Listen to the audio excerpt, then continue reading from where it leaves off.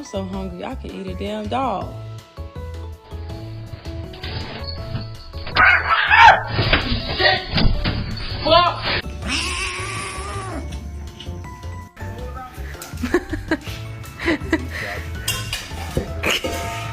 Çak.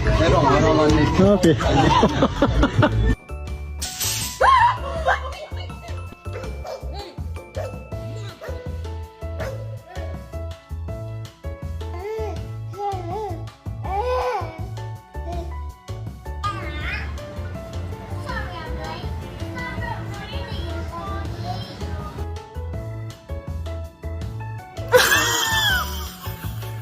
Day 1 a.m. Thursday. Excuse me, I'm trying to do my job.